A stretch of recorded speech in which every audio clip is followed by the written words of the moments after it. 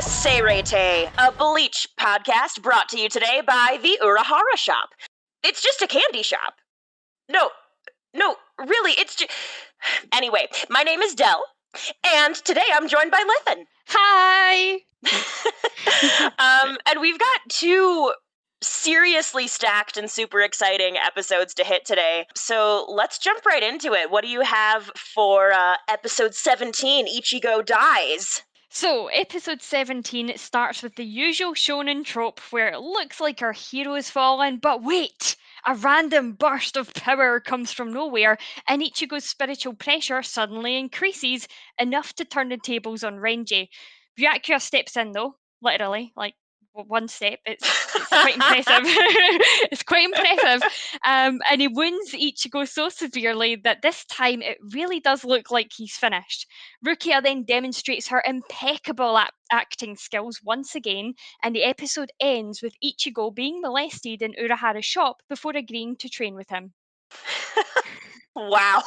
And that does actually take us pretty directly into episode 18, which is called Reclaim the Power of the Shinigami. So time gets a little wonky for about 2 seconds. We flash to the last day of school for Ichigo and Orihime and Chad and Keigo and Mizuhiro and the rest. And everybody seems to have forgotten their classmate, Kuchiki Rukia, and this bothers Ichigo, which makes sense. But Ichigo soon learns that Orihime and Chad and Uryu, who decided to cut class to do some dope top secret Quincy shit, apparently, remember Rukia just like he does. And so with Urahara's help, Ichigo decides to train and become stronger so that he can bust his way into Soul Society and rescue Rukia. And Orihime and Chad decide to get in on the action too, agreeing to hone their skills under the guidance of the talking cat, Yoruichi. Ichigo's training begins, and he finds himself wrapped up in a combination of utter shenanigans and genuinely high-stakes, high-energy work in the secret training ground beneath Urahara's shop, which is not just a candy shop, to be very clear about that.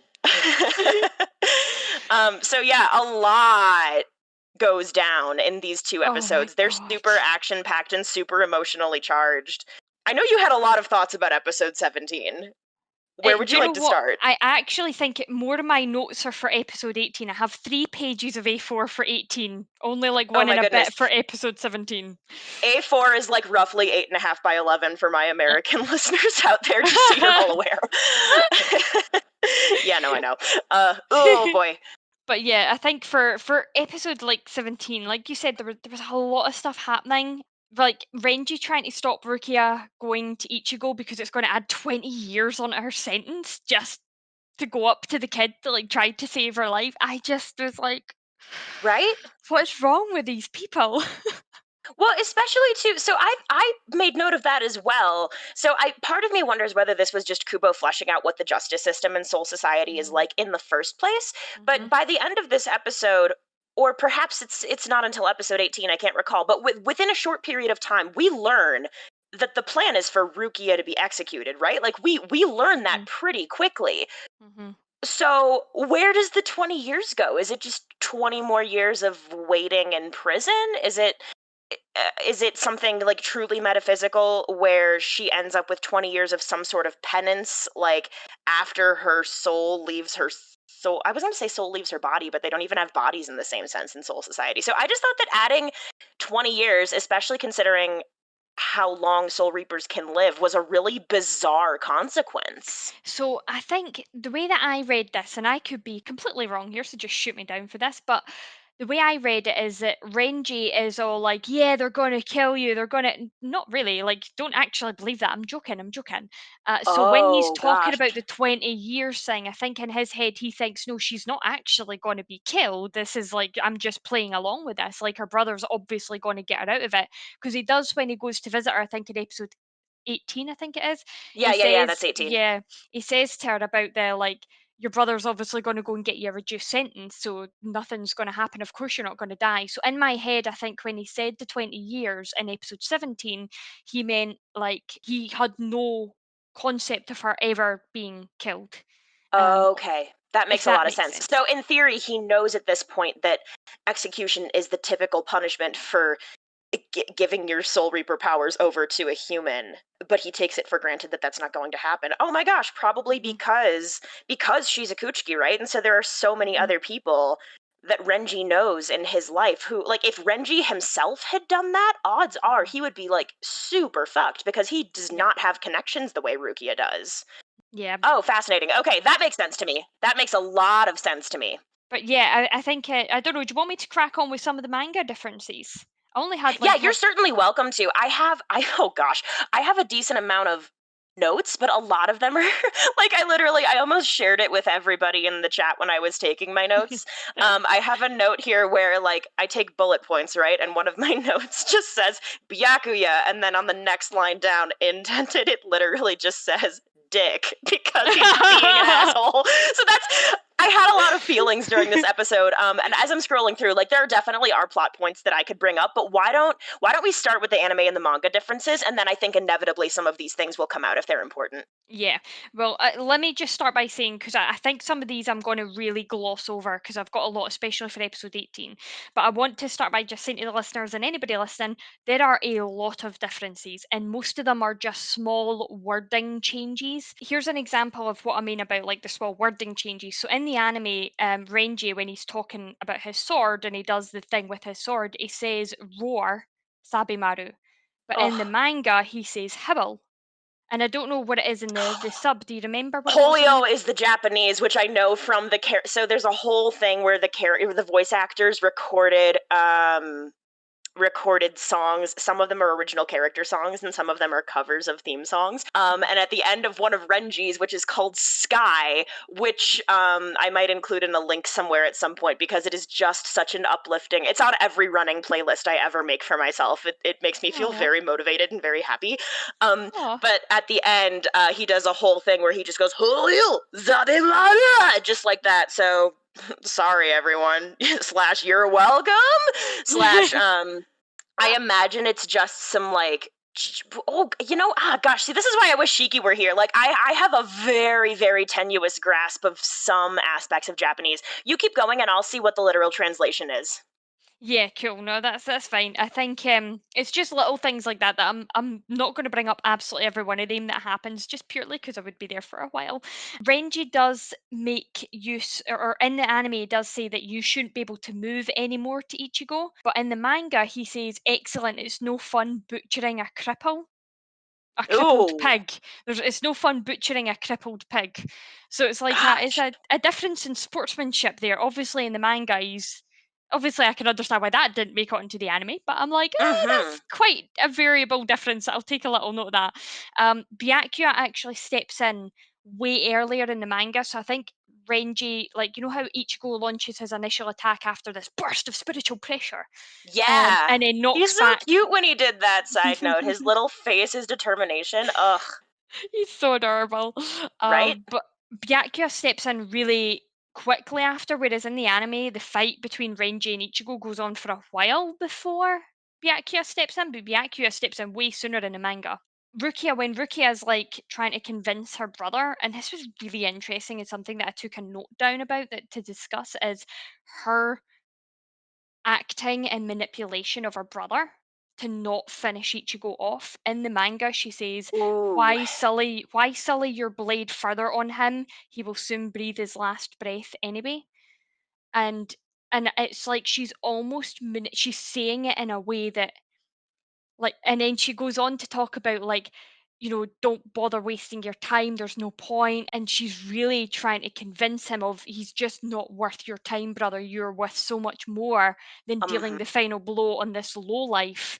But she's doing it and bringing Because on the she's appealing waterworks. to the pride in Byakuya's Yes. personality, which even though we as viewers haven't seen too much of him yet, his pride is very evident, I think. He is a Hmm. proud person with standards, with values, whether they're morally sound or not. That's certainly up for debate. But yeah, no, I clocked that as well. And I forgot about it. That's the thing. I completely forgot that she did that in the first place, but boy, is it heartbreaking to see her looking down at this person that you know she cares for. Hmm. And then just even in the Japanese especially, the change in her vocal tone when she makes that shift is I found it very jarring.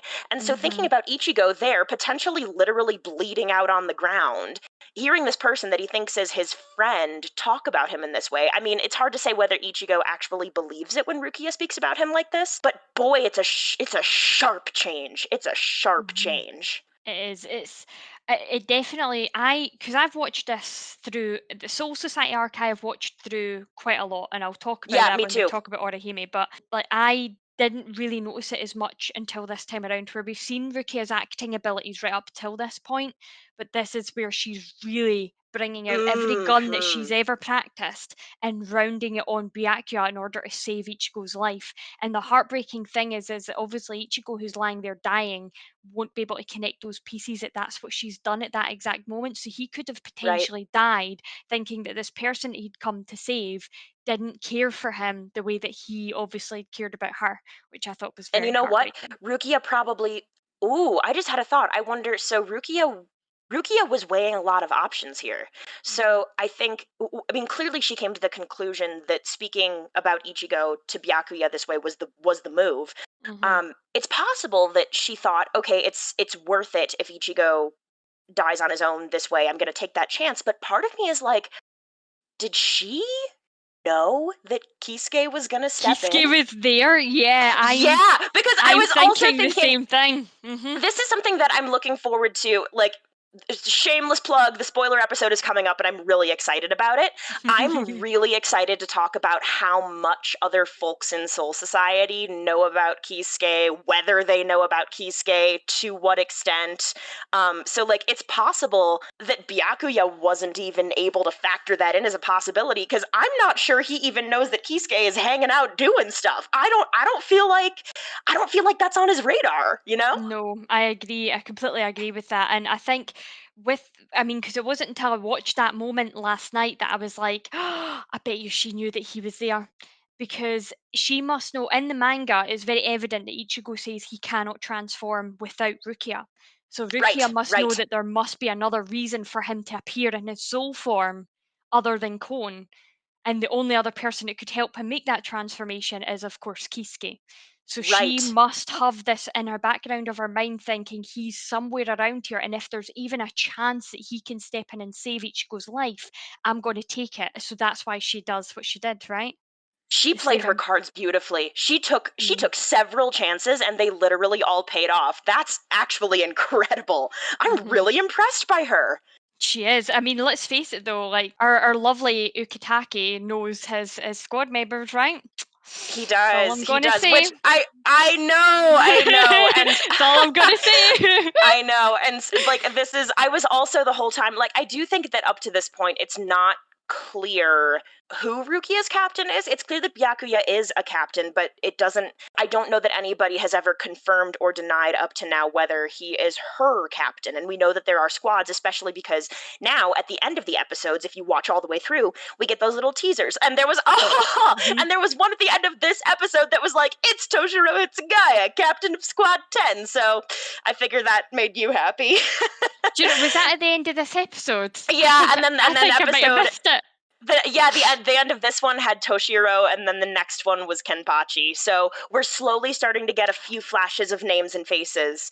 I We don't know actually think, who wait a these. minute, was that your episode for the next episode recap? Because mine's were different. I've literally got in my notes here at the end of episode 17, the preview for the next episode is Renji talking, just saying slash slash slash Oh, slash slash.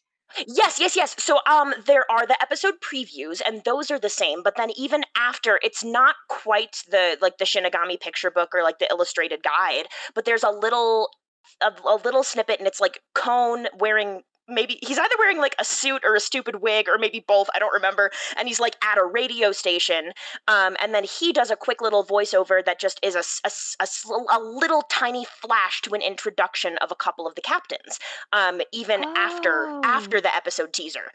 So at the end of 17, at the very end, it's like a quick little flash and it goes to Toshiro, and then at the end of 18 it's a quick little flash and it goes to Kenny. Right, so I've either missed these or they're not on the DVDs that I'm watching. But the really interesting thing is I have Oh, that that's written down possible. from the manga, and I have that as a whole note because there's a whole mini series in the manga of Kone's radio. Anyway. Yeah, that's exactly what this is. That is exactly what this is. Yes. That's so interesting. It's Isn't it? different Oh, it's wow. different in the manga because he's not introducing characters. He does something slightly different, but I'll come to that when we talk about episode 18 Okay, because it's more awesome, cool. towards the end. Right. Oh I yeah, want to call. so circling back around, I was just Go gonna for it. say, like, part of me was like, okay, so where is Rukia's captain in all of this? And then I thought about it, and I was like, oh no, we actually know exactly where he is, and I'll come back to that later. Interesting. Okay. At me for all excited your that. Squad 13 needs. Let's frickin' go. Me and you, Squad 13. I know, Squad and the cool 13 thing is we babs. like different people in Squad 13, Yup. so we have all of our bases covered. Ugh. Ugh. Right, so one little call out that I had, and I am going to ask you guys to upload this to the Instagram page, is there Oh is yeah, an for sure. absolutely smashing picture of Orihime jumping in this sick ass outfit. She's got like pigtails with a cool hat on, and she's got like goggles hanging round her. It's so fucking cool. She looks Is it like a summertime epic. thing? No, it's not even like a summertime thing. I don't even think I'll be able to find the picture now whilst we're on the chat. But oh wait, I found it. So Oh, no, it's fab. definitely Okay. it's much more. It's not summer. It's like almost borderline sporty, and it's hard to describe. She's got like it's like got a tartan print over her chest. She's got like pigtails on. She's got a really cool hat on. She's got like Ugh. fur round the waist. It's really fucking cool. It's really cool. Cool. And I think that was my first introduction going into the next chapter of just how awesome Orihime's character is in the manga, but that's a whole rant I've got coming up. The last Okay, thing we will absolutely come back to that. honestly, you're gonna regret this. You're gonna regret stepping on the podcast No, with me I'm for not. this I'm episode. super excited. I think Urahara. So last bit of notes for this one here. I've got Urahara says that if Uri lay there for a couple of days, he wouldn't die in the anime, but in the manga, he says if he stayed there any longer, he would die. It would take him 2 to Oh, 3 days to that's die. funny. I'm like, okay, that's a bit morbid, but sure. Urahara also mentioned if you get killed, there'll be nobody to blame. But in the manga, he says don't use her as an excuse to kill yourself about Rukia. So Huh. it was really because like in the anime it just sort of tapered off like if you got killed there'd be nobody else to blame for what? I wonder. I wonder. But the I manga. wonder.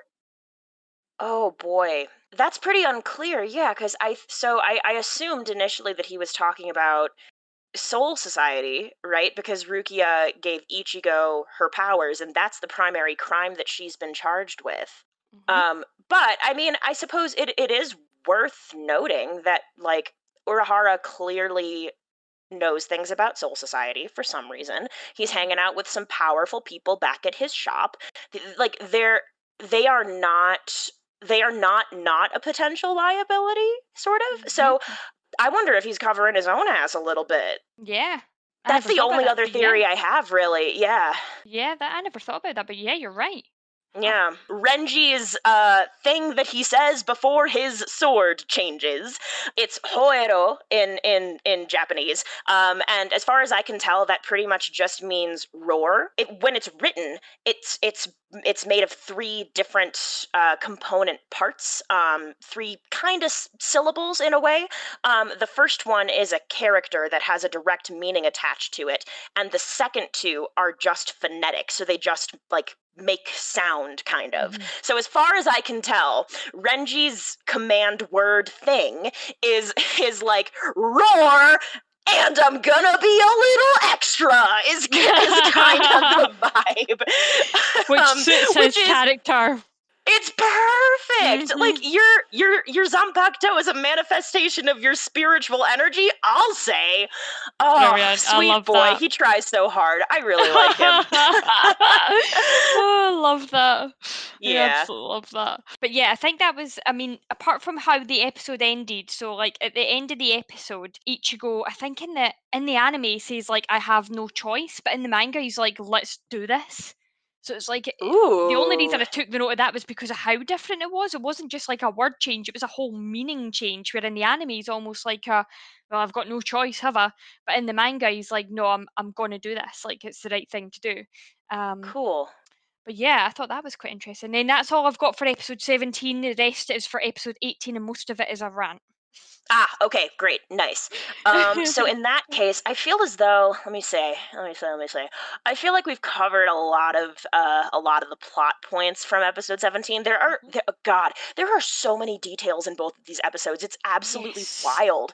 Oh my goodness. I'm like scrolling through all these notes, and there are just I I wrote down so many things, and so many of them are small, and like straight up, I am a very detail oriented person, and I love world building. So we get a lot of that in episode 17, and so I think if I were to speak about every single one, we would be here for a very long time.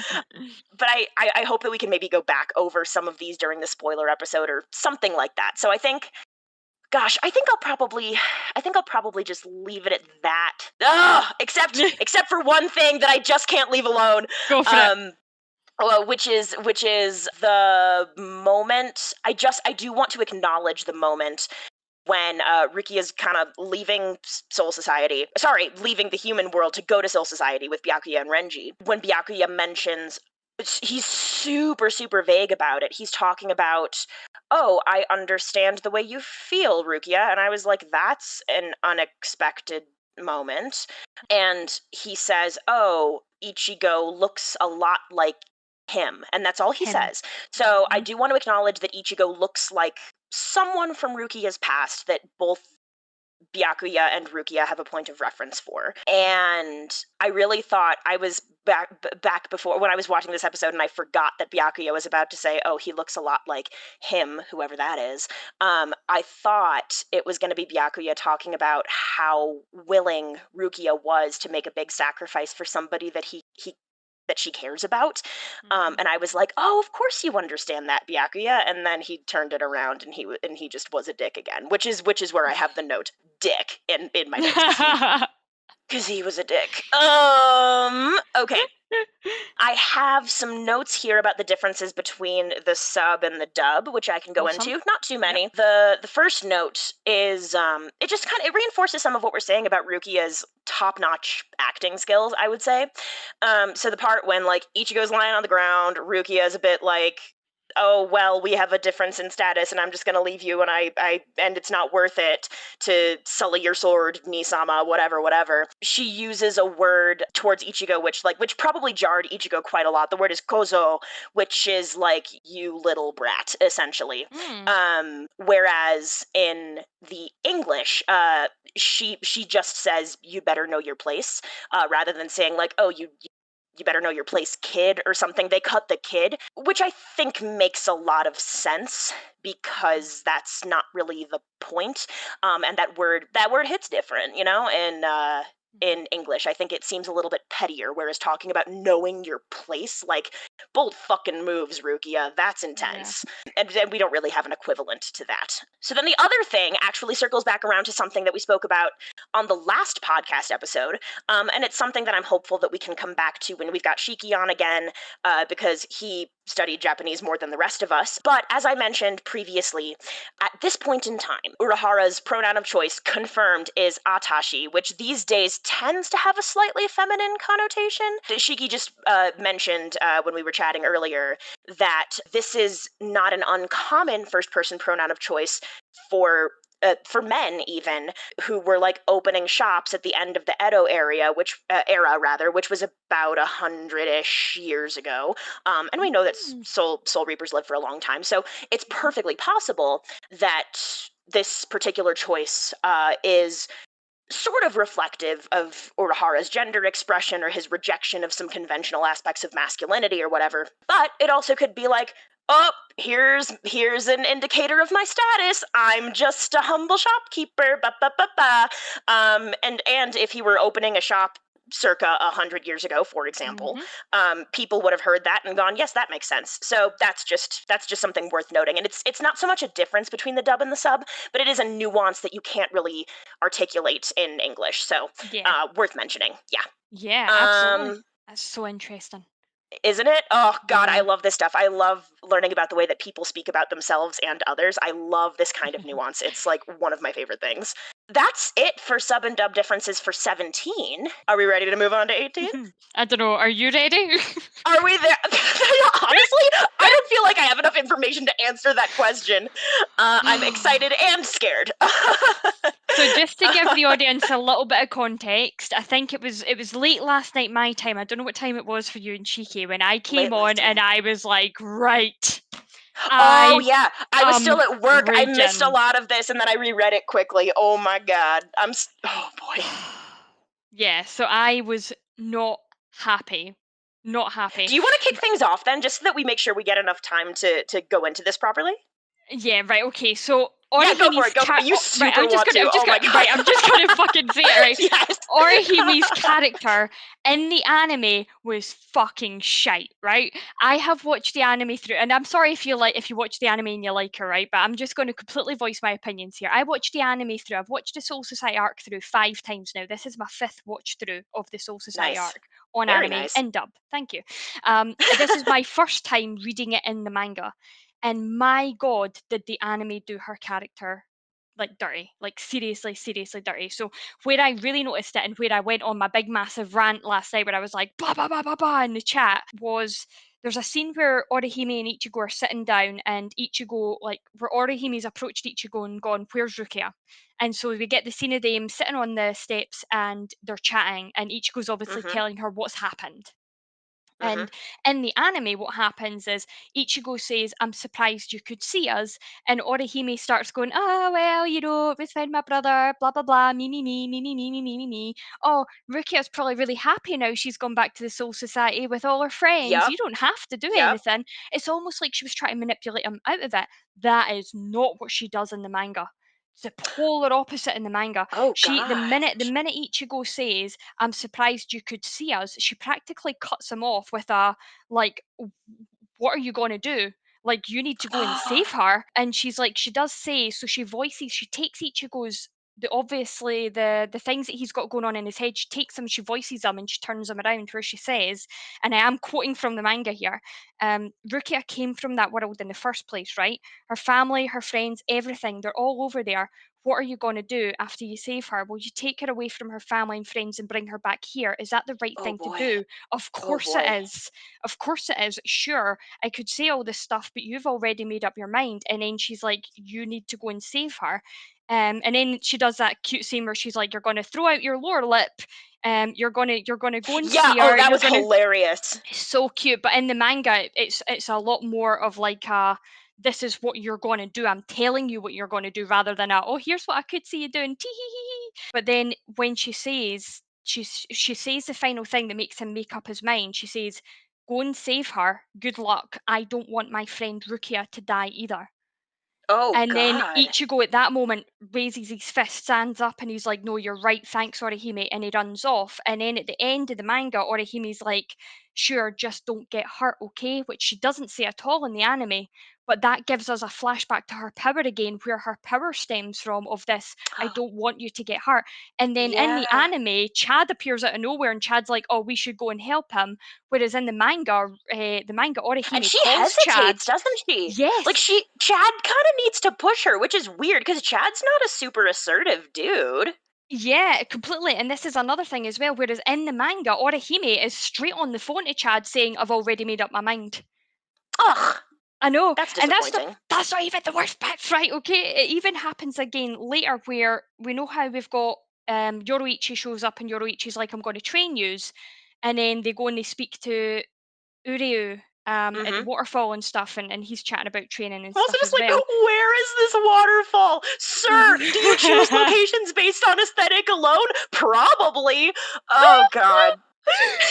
It's so good. He's the Um, cleanest garbage fire the world has ever seen. I love that. I That's love so him. funny. That's so funny. But yeah. So anyway, Yoroichi is like, I think in the anime, Orihime says something like, "Oh, I'm really scared." Blah blah blah blah blah.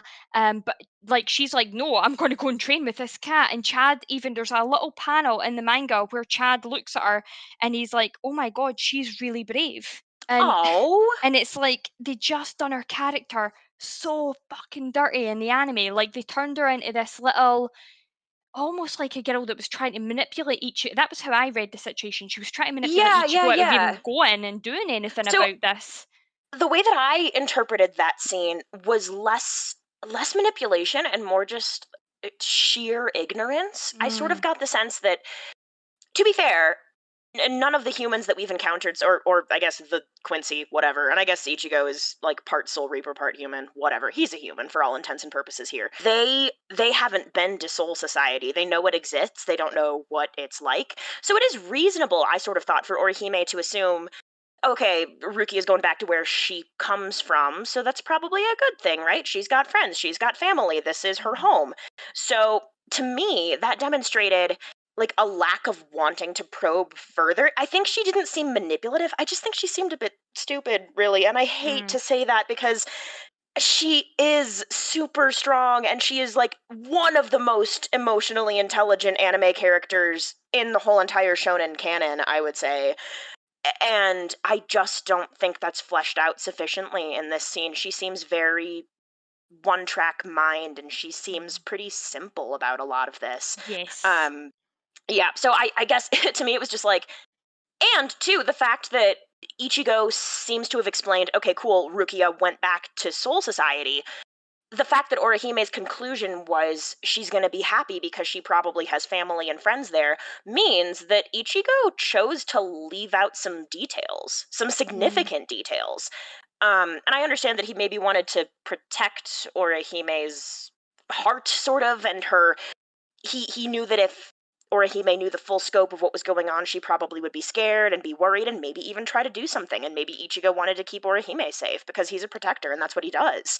maybe that Um, says a lot about their relationship in anime versus yeah. manga then, doesn't it? Because in the Yeah, that's a in the really good anime, point. yeah, if that's how he's treating her, but in the manga, he obviously told her everything, and he obviously knew that she could handle it, or he I wouldn't feel have like said it. the fact that they respect each other comes through in the Mhm, manga much more strongly.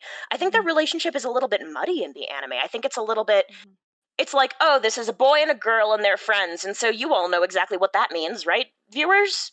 mhm. No, we actually don't, because everybody's different, and just because a boy and a girl are friends doesn't Yes. mean it's going to fall into line with all of these tropes that we expect. Bleach subverts plenty of tropes as it is. It leans into Mhm. some real hard, but it subverts Yeah. plenty too. So, Mhm.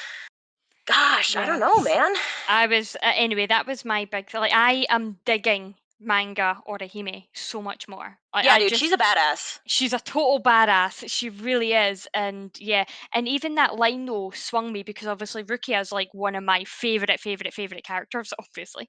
But in the manga where she says, you know, I don't want my friend Rukia to die either. So even although at the back of my mind, maybe Orihime is like, look, it's clear she likes Ichigo, and Hmm. it's clear that at points she's thought that something was going on between Rukia and Ichigo. The fact that she's Yes. still sending Ichigo after Rukia because she knows that if anybody can save her, it's him. She's risking putting the man Yes. that she likes in danger in order to save her friend. And I didn't get that in the anime at all. Whereas the And manga, it was that, like, yep. oh my gosh, that's super subversive, actually, Mhm, because even like whether you interpret a lot of this as Orihime having a crush on Ichigo or not, like let's just say, for the sake of making this point, that she does have a crush on Ichigo. She's mhm, romantically interested, whatever. I feel like your typical anime girl would just be like, "Oh, Kurosaki-kun, I love you, whatever, whatever." The fact that she's pushing him to do something that could put him with a potential quote unquote rival, I don't think yes. Rukia and Orihime see each other that way at all, because they're basically both grown ass women and they can handle themselves. But that's mature and that's Hmm. different, and I like it. And I'm sad Yep. that it didn't come through in the anime. Oh my Totally god. agree. Now you understand why I was raging last night. I do. I do. That was like appropriate, the barbarian levels of rage right there, Yes. and Such completely a justified. God. Such a great, strong female character, not in the sense of look at my muscles, but in the sense of doing what's morally right, even if it means putting her feelings to the side. Like Yeah. something like that level of strength to do something like that, and to want to protect Rukia, the need to feel like she has to do something to protect Ichigo, which is why she Yeah. calls Chad up and is like, I've already made my mind up.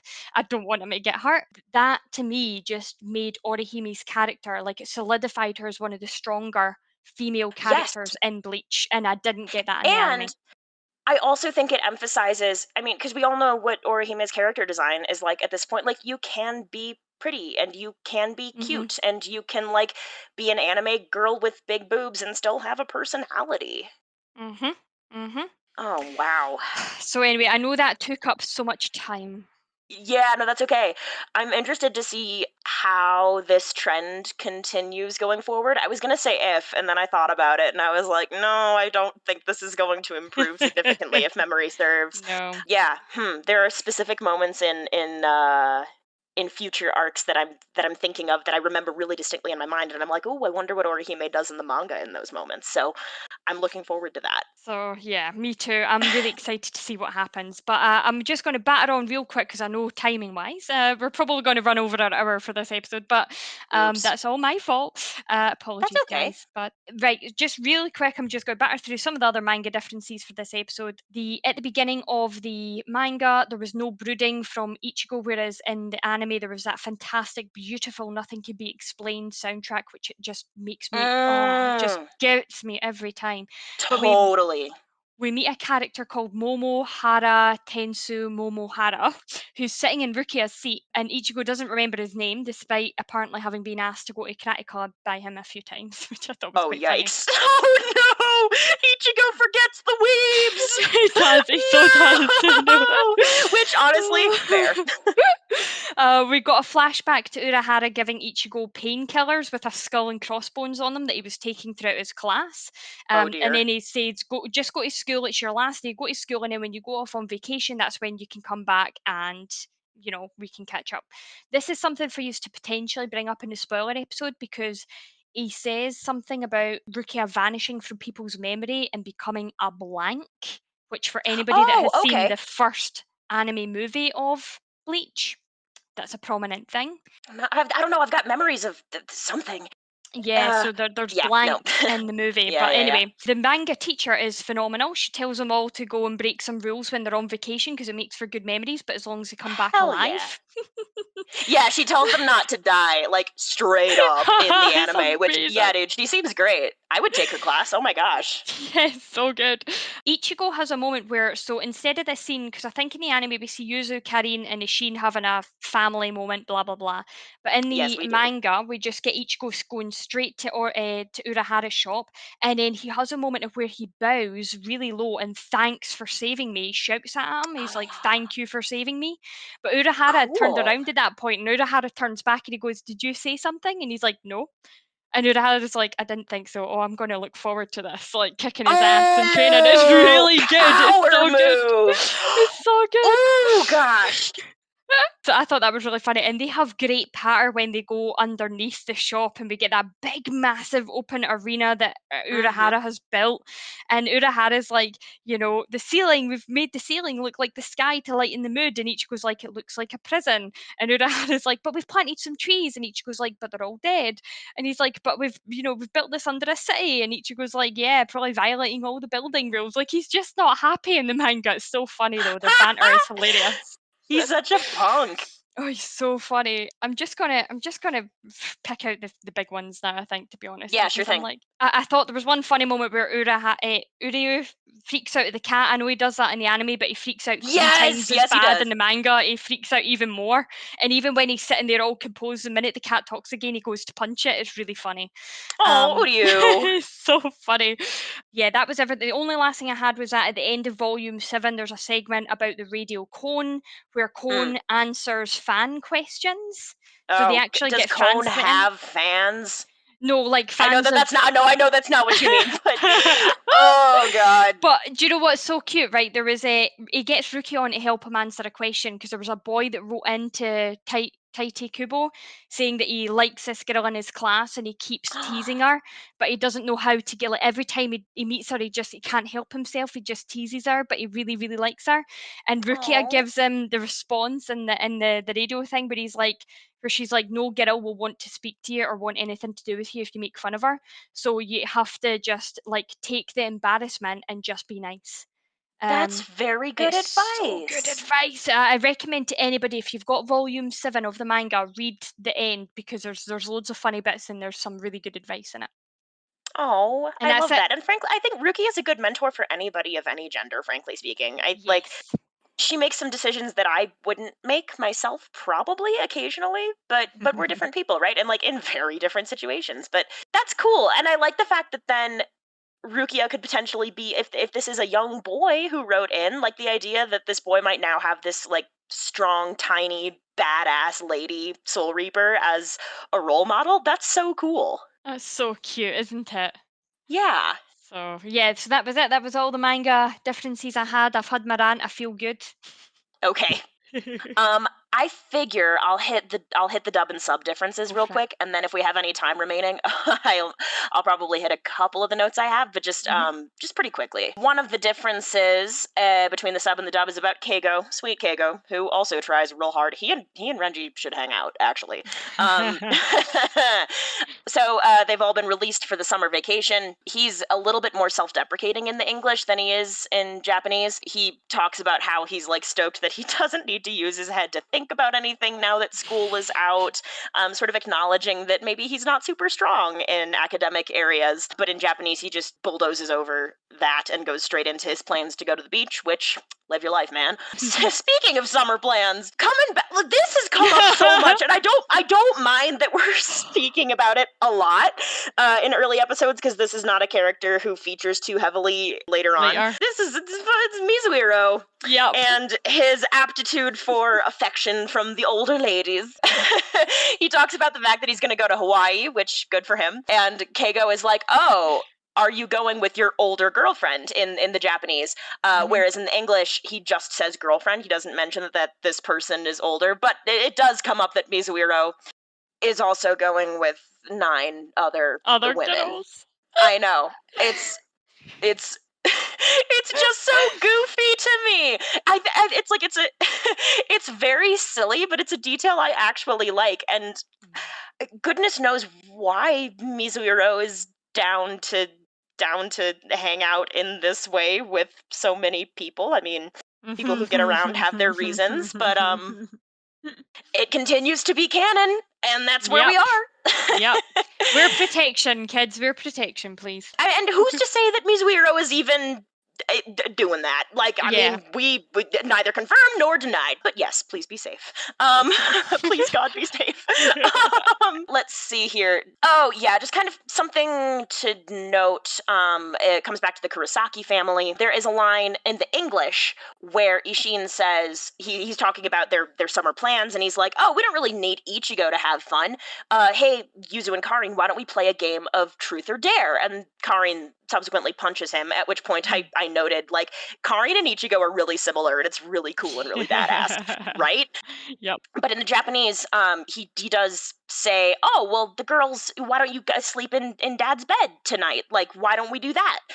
Which, just to be like super clear about it, like that is not a weird thing. That is not a sexy thing at all. It's just there's a difference in culture that means that like joking in that way, or I don't want to say like babying kids or whatever, but there's like a parent-child relationship that is pretty solid up until like around age 12. So Yuzu and Karin are like right on that threshold, kind of. But like sleeping in the same bed, bathing as a family, like all of that is totally cool, totally okay, totally not weird. And I know that for a Western audience that might raise some eyebrows, but just like making it clear that if you happen to be watching the sub, Ishin saying that, like, he's not being creepy, he's not being like a Yeah. weird pervy dad, he's just being a dad. And Yeah, Karin for still sure. punches him. which fair. Which fair, yeah. That has nothing to do with this. She's on that threshold as well, isn't she? So she's probably like, oh, get Tiff, I know this shite again. Exactly. It's like, Yeah. it's the same thing as being like, oh, do you want this like pink cuddly teddy bear? And Karin's like, no, Dad, No. I'm an adult. I'm 12. Yeah. Like that kind of thing. Yep. Yeah. Another one that I thought was especially telling. So the iconic moment when Renji is walking through the 6th wearing his pink flowered drapey goodness. And he's barefoot. He just, God, I really like Renji, y'all. He's really chill and really casual with all the folks in the 6th division that are walking past him and saying good morning. He replies super casually when they greet him. It's like super chill. It seems like they have a pretty good relationship. Whereas in the English, he says at ease, which, to be fair, is an indication of like, you can let your guard down, it's fine, it's whatever, I'm in my pajamas. But he seems quite upright and quite military, I think, in the English. Whereas in the Japanese, it's like, hey man, I'm just like a rough and tumble one of you kind of thing. I think that suits Renji's character more. And I think, again, like translating into English is always challenging because you have to match lip flaps and you have to make sure that your voice actor can like replicate the vibe appropriately. And that's not an easy thing to do. So like, I'm not confused about why they made that choice, but the vibes are super different. He's also more casual when he checks on Rukia when she's in that cell. He asks in the Japanese whether she's still sulking, and in the English, he says, are you still being insubordinate and difficult? That's a translation that right? I noted Weird, that right? from the manga to the anime. What does it say in the manga? So in the manga, it says the same thing as the sub. Really? Yep. Yeah, because that feels more like the vibe to me, and I think you get. I mean, throughout this exchange as well. In the English, Renji continues to be like very formal and very military. Which is why, because the first time I watched Bleach through a bajillion years ago, I watched it in the English, and I did remember thinking like, oh, like Renji is like a solid bad guy. He's got this moral code. He's an underling of Byakuya, so it makes a lot of sense that he's acting in this way. Since, watching more of Bleach later and then now watching it through again in the Japanese, I think you get a much better sense. We don't have a lot of confirmation at this point, but the way that they speak to each other absolutely indicates history and friendship, which I don't think it's a spoiler to say they do indeed have. So yeah, gosh, it's just, and then if you want to talk about like how people refer to each other once again, like there's this whole bit in the Japanese, and I just don't know how well it translates in the English, where Rukia is talking about like, oh, I should just like sit up straight and say yes to you and pander to you because you're a lieutenant. Oh, Fukutaichu. Oh my God, I can't say words. I'm gonna. But yeah, there's a bit where she's continuing this exchange and she's being super sassy and she's making very clear jokes and she's riffing on the formality that Renji's title affords him, and she goes, oh, like I salute to you, Fukutaicho Dono, and like all this stuff, and she repeats Fukutaicho Dono a lot, which is, Fukutaicho means lieutenant, which is Renji's position, and then Dono is like, it's not quite sir, but almost. So she's sassy as hell, and then when she wants to say some real shit, she just calls him Renji. Yeah. Straight up. It's so good. And that's nice. It was the exact same in the manga. I got that from the manga as well, where it was like she was making fun of his lieutenancy and just being like, yeah, exactly the same. Exactly. And like, I feel like this is something they've done before. That felt really familiar and comfy to me, even though she's literally behind bars. Yep. You're getting a sense that these two characters definitely know each other. They've definitely got history, a lot of it.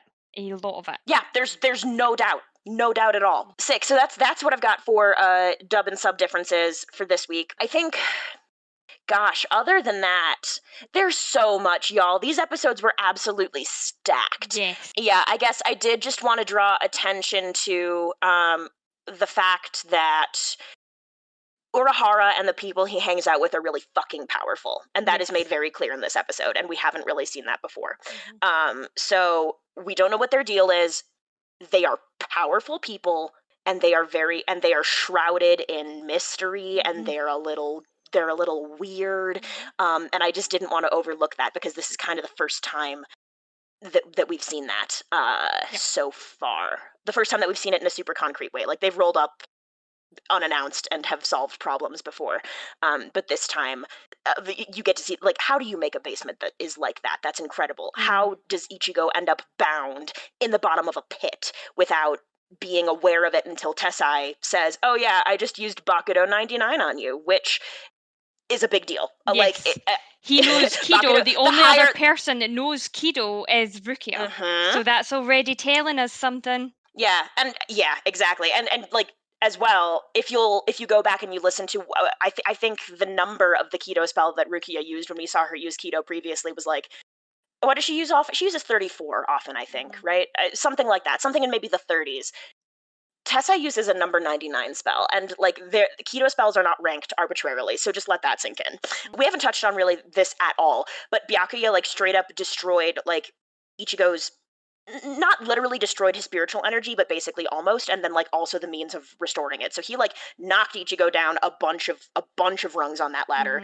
And Kisuke is making a very active point of asking Ichigo to restore both his ability to access that power, and then from there, like further power levels and like his ability to become a Soul Reaper again anyway. Like the chain that we see on him at the end of episode 18 is because currently he's not able to become a Soul Reaper like we saw before of his own means. He is kind of just a normal dude now who is just as in danger of becoming a hollow as someone like Orihime's brother. So that's why Ichigo needs to undergo all of this really intense training, because right now he is in no position to do anything in a Soul Reaper form. He literally can't do it right now. So I think, gosh, I have more stuff, but I think we're coming up on time. So maybe some of this will come up in the spoiler episode. I certainly hope so, because there's a lot of world building stuff in both of these episodes. Have you got any last? Do you want to do one last highlight? Fuck it, we'll run over a wee bit. Okay, if you're going to push me, I suppose I can choose something. Go for it. Oh god. Okay. Yeah. Okay.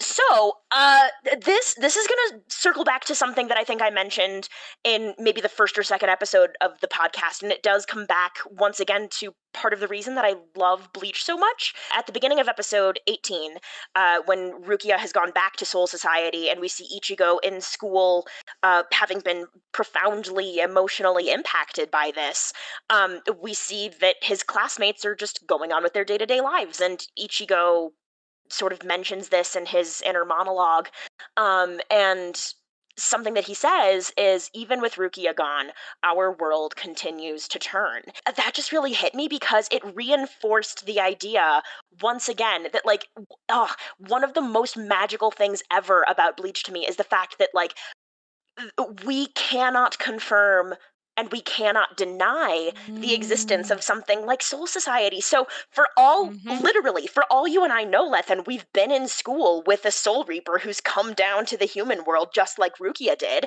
And for all we know, our memories have been altered and we just aren't aware that we ever had that interaction. So I don't know what feeling it inspired. I was going to say it's almost nostalgic, but that's not quite right. It's like a sense of longing and yearning for something truly magical. Yes. So even though we're presented with this idea again in a way that is sad, and it makes sense for Ichigo to be sad. He's just lost the company of a very good friend. I, as the viewer, couldn't help but feel classic Squad 13. I was gonna say that I feel hopeful. I know, but I actually do, because I just basically, I don't know, maybe it's because so much in the real world is feeling so bleak right now. The idea that there could be, and like, Soul Society is shit in its own way too, let's be very clear about that, but it is magical, and it is full of adventure and excitement, and we've gotten to see some extraordinary friendships that exist within the confines of Soul Society and beyond. And so just like, shout out to Bleach for giving me a sense of hope, even when the real world is dark and can feel very heavy sometimes. Dale, I'll see you in Squad 13 when we go, right? Oh god, I hope so. Although, are we gonna, I literally don't know what you look like. Don't worry, I guess I should go to your YouTube channel sometime, and then I could solve that problem right quick. But honestly, it's all good. I think I'd be able to find you just from your voice alone. Oh, I don't know whether to be flattered or offended. I'm choosing to be flattered. Flattered, definitely flattered, definitely. Here's for that. Cool. Okay. Right. Even though clearly we could talk about these 2 episodes for another 16 hours We could. plus. Mhm. We could. Is there anything in the news this week, sort of as far as Bleach goes, delving, not diving, delving into the Dangai? Yeah. So there's nothing big. I've been all over Twitter, been all over Tumblr. There's been nothing that I can see that's huge, but that's fine because I want the audience to know that the anime isn't out yet. It's not even been given a confirmed date yet, to our knowledge, from any reliable Or sources. a confirmed production studio, I don't think. Exactly, yeah. So I think at the moment things are a bit quiet. But, as the podcast goes on, as we stick to it, as we get closer to the anime coming out, I am hopeful that there is going to be lots and lots of news hitting us. So I'm we'll have certain there plenty to will talk be. There's about. gotta be. Yeah, there will be. Okay, yeah. That makes a lot of sense. It makes a lot of sense that things have been a little bit quiet lately. And so we're going to keep this segment because we do want to keep you all updated. That's part of the purpose of what we're doing here. So, great. If there's nothing there, then should we scoot ahead to our award section, our Shinigami Cup Peroxide edition? Yes, yes. Will we start with Fab. who wrote it best? Yeah, please. Okay. Go for it. I've put down Rukia wearing her manipulation abilities, so like her acting Ooh, abilities. girl. Because she's good. She's good. That's a really good shout out. Yeah. Oh boy, she crushed it. Mm-hmm. Mine is like kind of literal, but kind of a meme. I have to say, so Renji clearly makes choices as far as aesthetic goes. But this time I'm actually not giving it to Renji himself. I'm giving this shout out to Renji's sunglasses, wearing that big old crack right in the middle, right before they fall off of his face. It's so stupid. I love it. I love it. Next, best ship. Okay, so this one here, I had to do this, right, because I just love it so much. I've put My Ears and the Nothing Can Be Explained soundtrack of Bleach. Ooh. Because I love it so much. Every time it plays, I get like that feeling that you were trying to describe of like Soul Society existing, that magical, that like nostalgic. It's just like Tatsuki's punching me with it in the gut.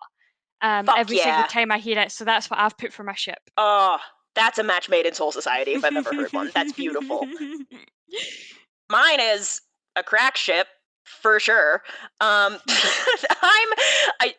just so Is the it the listeners are aware. butterflies? Is it the butterflies? No, it's not. But good shout out to the butterflies. Which go back and watch episode 18. It's the scene when Renji is walking through the 6th division. He runs into a little 6th division. I don't know if he's even a seated officer. I think he's just some dude. I don't know either. And he like does this whole thing where he tries to like lure in one of the butterflies that they use for communication in Soul Society with like a sexy butterfly of the opposite gender, which it's just so stupid. So God, funny. that's just it. The 6th division is like, we're so serious, but they're secretly really stupid, and I just love it. No, the ship that I chose is a ship that I like don't ship and will never write anything about ever. But I'm gonna say like that brief moment. I'm gonna say Ichigo and Tessai when Tessai was warming Ichigo up by laying on top of him when he was recuperating in Urahara's shop. When he was molesting him. Well, I just don't want to do Tessai dirty that way. Okay, I don't like thinking about Tessai that way, which is why it's like, I don't know. So you know what? I'm going to say for the purposes of this ship, they're both ace and they're just cuddling. Okay. And that's my headcanon, and I'm sticking to it. That's fair. That's fair. Thank you. Double take. And finally, yes, double take. Yes, mine's obviously was fucking all of Orihime's amazing manga moments. Nice. Very nice. Yeah, we've said enough about that. Yeah, we have. There's no point. No, I know. And that was truly not trying to be shady, just like we don't need to be the dead horse. Yeah, we have. Yep. And this is, 2 weeks in a row, this is another moment that I actually went back and watched again because I was like, what happened? Just the moment of Byakuya slashing Ichigo with his ridiculous speed. Holy shit. You get a lot of insight into Byakuya's character in that moment because his expression doesn't change. He's so graceful. This whole thing is effortless. And even Renji, who has spent time with Byakuya, is like, I didn't even see him draw his sword. So Yes. Byakuya is a fast-ass motherfucker. And do you know what's really interesting about that? And I know this is breaching spoiler territory there, but you find out something later that makes that scene and his power even more significant. Mm-hmm. No, Anyway. I got you. Yep, fully. Yeah. So if you know, you know, and shout out to everybody who knows and everybody who doesn't. We love you all. Yeah. So that's my double take moment. Oh, fucking fast ass Byakuya. Brilliant. Get it, sir. Have you come across anything exciting in the fandom this week? So my fandom shout out's actually going to go to somebody who wrote me a fic. So this is just a heads up, this is very much an 18 plus, very, very much an 18 plus fan fiction. And for anybody in the fan fiction world who knows what Omegaverse is, it is an Omegaverse AU, Rukia, and Ichigo fic. And it's called Push My Luck by Withered. It is 57,000 words long, but it is amazing. And there is a lot of plot in with the other stuff. That's all I'll say. 57,000 words, no plot. Omegaverse. Let's go. Pretty much. Oh god, that sounds epic. If Omegaverse is something you enjoy, sick. Like the tagline is literally, "This fic is dedicated to LethanWolf who wanted an ABO, Ichiruki, and spawned a fic that has entirely too much sex." That is. Oh my god! I just connected the fact that you've got wolf in your name. I get it now. Okay, we're gonna move on. My shout out this week is to a cosplayer that I've followed for a little while. So she does like various shonen cosplays. There's a lot of My Hero Academia. There's some Legend of Zelda in here now that I'm looking through. Occasional Attack on Titan, but I know her most for her Yoruichi cosplay. This cosplayer's name is DestinySiren. She is a cosplayer of color, and I really want to uplift cosplayers of color right now. Because anybody in the cosplay community is like, you only have your own body to use as your instrument, right? And so, like, if you are a black person and you want to cosplay Ichigo, fucking go for it. Because if you're Ichigo, then your Ichigo is black, and that's the world we're living in. So if you feel otherwise, then I just am not gonna hang out with you ever. Is kind of how I feel about that. That goes for the crossing of gender roles and entering any gender spectrum as well. Yeah, dude. The first cosplay I ever did was Urahara, and I wasn't assigned male at birth. Atashi notwithstanding. So this cosplayer, DestinySiren, all one word, on Instagram. There are a couple of cosplays she does that are characters that haven't been introduced yet. She does Rukia, and her Rukia is just beautiful. Like the way that she channels that determination. Oh god, so beautiful. Also, she currently has 944 followers on Instagram, so I think it'd be really sick if we could get her to 1,000 because she's really cool and deserves all of the follows. I'm gonna go and follow her right now. Share her link in the chat. Yeah, dude, she's great. So check it out. Yoruichi, Rukia, and a character from the next canon arc who I'm not gonna bother naming because we'll get there when we get there. So yeah, good stuff. Really good stuff. DestinySiren on Instagram, all one word. Is that us done, or do we have anything else to cover? I think that's us. I think we've abused them long enough, haven't we? Oh god, you're not wrong. Okay, well, because we want to spare you any future pain and torment, obviously, you wonderful, lovely, beautiful souls, that is in fact the end of another episode. If you like what you heard and want to get involved, you can find us by searching for TheSeireitei on Tumblr and Instagram, and TSeireitei on Twitter. Each of these platforms will link you to our fantastically deadly Discord family, where you can chat with us about the show, read fan fiction, take part in creative challenges, and talk everything and anything Bleach. On the next episode of the podcast, we'll be covering anime episode 19, Ichigo Becomes a Hollow. Okay, and episode 20, Ichimaru Gin's Shadow. I know, we're dropping some names and smashing through a bunch of. I'm really excited. We'll see you souls then. Till next time. Bye. Bye.